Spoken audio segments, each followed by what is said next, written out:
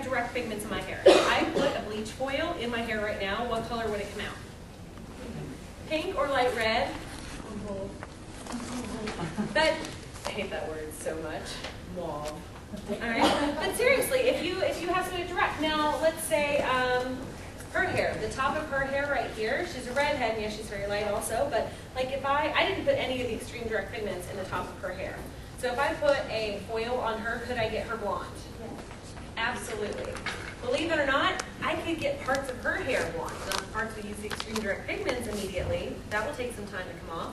But I can get most of this out of her hair. That's so cool to be able to flip the redhead. And y'all know what I'm talking about in that one. So it's an option. But the cool thing about Metamorfix, the reason that we call this line this is because you can use it in so many different ways. Like I said before, use it straight out of the tube, mix it with the acidic Metamorfix multi-purpose color perfectors. We like short names, clearly. You can mix it with that, and you can mix it equal parts, 1 to 1.5, 1 to 2, depending on what you want the intensity of the color to be. I've done it before where I did 8 pumps of this and like 1 gram of color, and it literally on hair like hers just like gave it the most pastel, like beautiful little tints. Just a little baby tint, you know what I mean? It's so pretty. So there's that, and also part of this collection is our, another really long name, 2-in-1 barrier plus stain removal cream. Okay? This product right here is really neat. You put this on beforehand as a barrier cream. Okay? It smells really good. It's really soft. You put it all around their hairline. What's neat is it lets the color through it. So it doesn't stain the skin, but it still dyes the hair. That's pretty rare. You know, because a lot of times you don't want to get it too close to the hairline because then those little baby hairs don't ever get colored. These are actually, this is going to protect your skin, but it's not going to cover the hair so much that the color can't get through. It's a weird thing how it works. But anyways, it's got little exfoliation beads in it. You just rub it in at the end. It's also a stain remover. So you just re-rub it in at the shampoo bowl and it comes right off. Cool stuff, right? So Metamorfix is all about like multi-purpose items.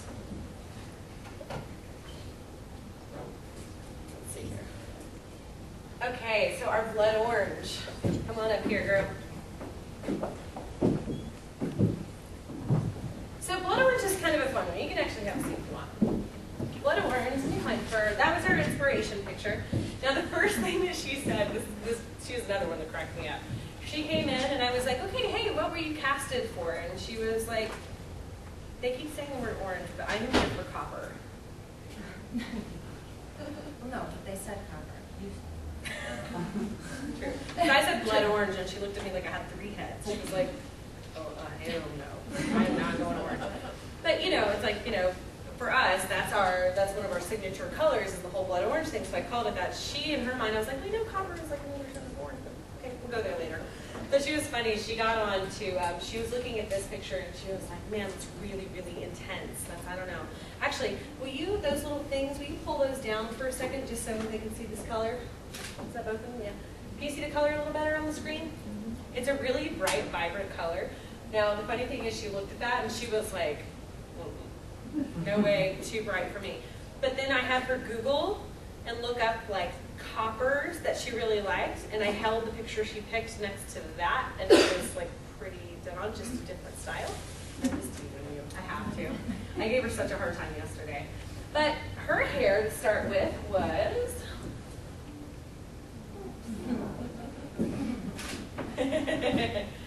So with her hair, same thing. She had a natural virgin hair from like here to here, and then on the ends she had some old highlights and some old color. And so my big thing with her hair is she's got these really cute like little petite features. A, I wanted to cut some length off, and B, I wanted to get rid of her ends were kind of drab. You know, they needed to kind of be let loose. So her background shade on top is going to be 20 grams of 11G, 10 grams of an 8C, an 8 copper, mixed with 30 volume. And I did a 1 to 1.5 ratio, so it would pull out a little bit of the color, and I also wanted to have more of a luminous texture, a luminous complexion to it, okay? The other thing we did is we did a detail piece. I basically did a zigzag like this around her hairline, where we used a 5 RC and 10 volume, just straight. I didn't mix it with anything. I just did 5RC and 10 volume. I didn't put any additives in there. I just wanted it to be something that was a nice, rich, dark color that had a little bit of like a soul to it. You know what I mean? And then on top of that, I followed the zigzag with a couple of foils of It's a Blonde Thing in 20 volume. Okay, just to give her these little detail pieces that are in there. The thing that I love the most about her hair is how beautifully the top part came up compared to where we started from. Actually, I think that looks even lighter than your hair was yesterday.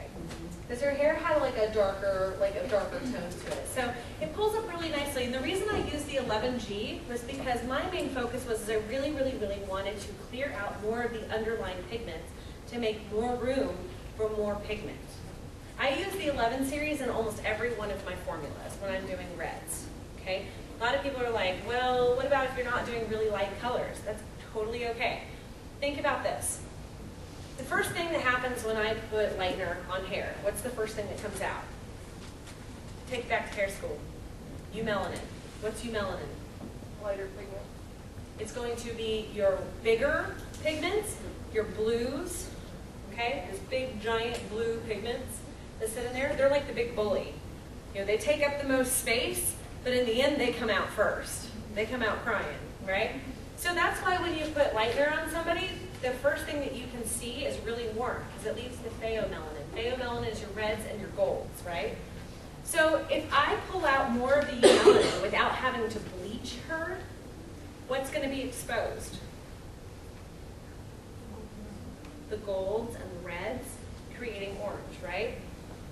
So that's going to leave her hair already at an orangier state. Well, orange is supporting what we're trying to do. So I wanted to use that. So it's kind of like, instead of having to lighten her hair and then put a toner of an 8C on there, I did it all at the same time. I cleared out more space for more copper pigment, and I also exposed more of the warmth underneath so it will support our color. So this is not a color that will fade for her at all. This color right here, a lot of this is her natural underlying pigment now, okay, because we've removed the eumelanin. Does that make sense? Yeah. So she can go home and wash her hair 100 times in Clorox, and it's still going to be this color for right now until you decide to change it. Kind of cool, right? Keep it for a couple weeks. She's a little positive vibe technician. She's like, it is. It is. That's fascinating. Thank you. All right, you can have a seat right down here. Don't fall, please. Okay, you're up here. I fall off my heels all the time, so I just keep having like visions of y'all falling. I don't want y'all to do that. Okay, so Cecily's, we already went over hers. All right, let's talk about our pomegranate. So, our pomegranate model is one of my favorites, clearly. I love the cool reds. But I feel like when you really see the strength of a line is when you see the reds, especially the cooler tones, because cool tones of red fade the fastest. Am I correct? If you put a blue red on just about anybody, it's going to last a little bit of time and then it is gone. So, we started off. She actually had been red at sometime prior. Y'all see that? A little bit. Okay. So she had some, you can pull this down as well. Y'all see that a little bit better? And then it's really bright, but okay, you can bring it back up. It's okay. All right, so come on up here, honey. All right, so with her hair, we changed up the original formula a little bit from the campaign picture. The campaign picture was a little bit more on the purpley side, but because she's also a hairdresser, by the way, she actually works with Robert, and so I got a little bit of history and background with what they've used on her in the past. So her hair was in incredible shape because they've been using Keratin color on her already for a while. So her hair has this natural glisten to it that's really, really nice. So instead of doing a really intense purpley bluish red, I really wanted something that had a little bit of a warmth to it, but it was still on the cool side. So what I did is I actually took a, actually, I'm going to rethink this. I'm going to have you come back down here and sit, or actually, let me show off your hair first. See when I lifted all the different tones in there? The depth, the shadow pieces. Turn to the side for me. Y'all see all that? These bright pieces and all that. When she moves, you're going to expose all of that. See all that?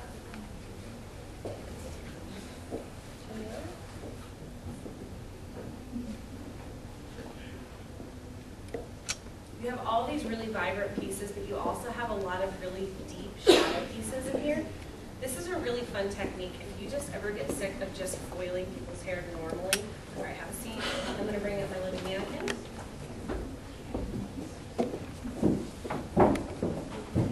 This is a really cool technique.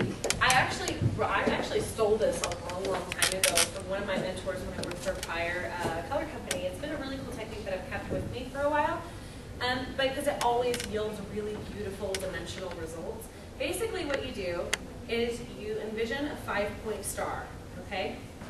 So imagine the center of the star is a circle.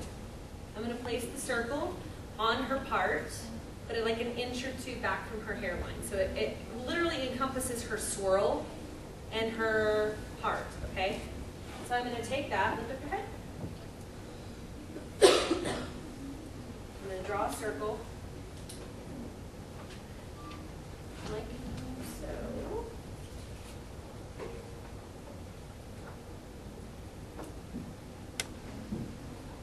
Okay.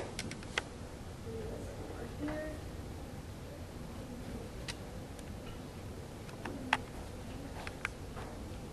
All right. The prettier your parts are for this kind of technique, actually the easier your life is. So I take this and tighten it and cinch it down. Okay, so circle. Got it? Okay. And then we're going to take 5 points of the star. Okay, so the front one is going to come down like this. A little bit in her part, a little bit under her part. And I'm going to throw things. I like how I was so lazy, I just grabbed more instead of just leaning down to get it. All right, so I'm going to go from here to here. So I'm going to go like this, down to the point. And I really like it to come into a point. So see how some of it's her part and some of it's not? Okay? And this is going to be another part. I'm going to go all the way down to her ear. Back up. See that?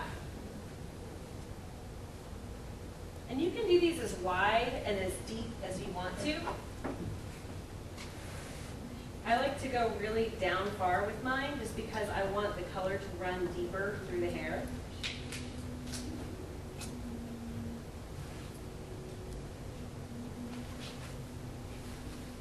Okay? See that? Let your head back. See where I'm going with this?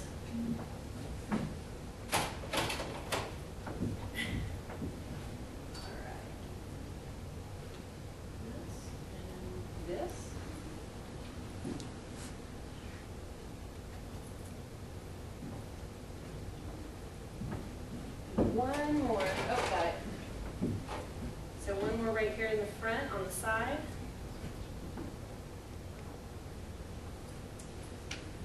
How far are you going down in the back? Because you want to get here on the side. So. That is totally up to you. Now, it depends on, like, to me, I kind of feel like it depends on how their hair is cut. Like with her hair, she has a lot of shadowed out layers. So no matter how shallow I go, you're going to see it multi-dimensions exposed. Now, if she had like really long hair like hers, and her layers are really, really long, like you want to be able to see some of that dimension down at the bottom, so you may have to take it really, really down far. That totally depends. I've done some where the points come all the way to the neckline, and I've done some where they're like literally that shallow. So I'm going to have you lean your head back for me. Can you guys see the star? That's why I love working with dark hair, because you can always see like the scalp. Okay? So, in the circle on top, and all the hair that is not in any of the clips, that's going to be your background shade. So for us, okay, so, oh, we did a canvas cleanse on her. I forgot about that part. Because she had some old pigments in her hair, we went ahead and did a canvas cleanse where we just did a little bit of It's a Blonde Thing in 20 volumes, started on her ends, worked her way up, kind of broke through some of that old pigment, and then rinsed it out with like under 10 minutes, okay? So our background shade is going to be 6RB with a couple grams of 2N in there just to give it some extra depth. And then we added some of our RR Extreme Direct Pigments in there, okay, with 20 volume. Now we did equal parts. That was all the hair outside of the clips and the circle right on top. Now inside the points, inside where everything's clipped, okay, in those points, these are back to back to back to back to back foils. And I hate when things have like a rhyme or reason to them. Like I really hate when it's like you use formula 1, then 2, then 3, then 1, then 2, then 3. Like I like them to be really extremely random. So it would be like formula 1, 2, 3, and then maybe the next one's like 2 of number 1, 1 of number 2, and then 2 of number 3. Some of them were back to back, you know. But it is back-to-back foil. So I did a 7R with our Extreme Direct Pigments and 30 volume for our really, really bright pieces. I also did It's a Blonde Thing with 10 volume. Now here's a mind blower. I'm going to put our VV Extreme Direct Pigments inside our lightener. Okay? Like 20 grams of that, and that will give you some purple pieces in there with some depth. But it pulls out the red so it doesn't end up looking RV. Does that make sense? Okay? And then our last one is going to be a 6BB, which is a violet blue, with a couple mils of a 3N, and some violet extreme direct pigments, plus 20 volume. Oh, and we did add a vital shot to all detail piece formulas. The reason that we did this was because we wanted to make sure that everything was staying really strong. We wanted to keep the integrity of her hair, which is already good. We wanted to make sure that we were strengthening while we were actually coloring the hair. So inside these foils, it would literally, or inside these points, it would literally be foil, foil, foil, foil, foil, all the way up to this point, and then foil, foil, foil, all the way up to this point. Does that make sense? Now, what's cool about this is because we put a point down around the front of her hair. Have you lean your head back for me? I'm in your shadow. There we go. In her bangs, you see when the light hits her, tilt your head down just a little bit. You can see some of the lowlights. You can see some of the highlights. It's not screaming though. I really hate when I see streakies like right in the front of these sort of things. I like things to be a little bit more subtle so that when her hair, especially as layered as her hair is, it's got great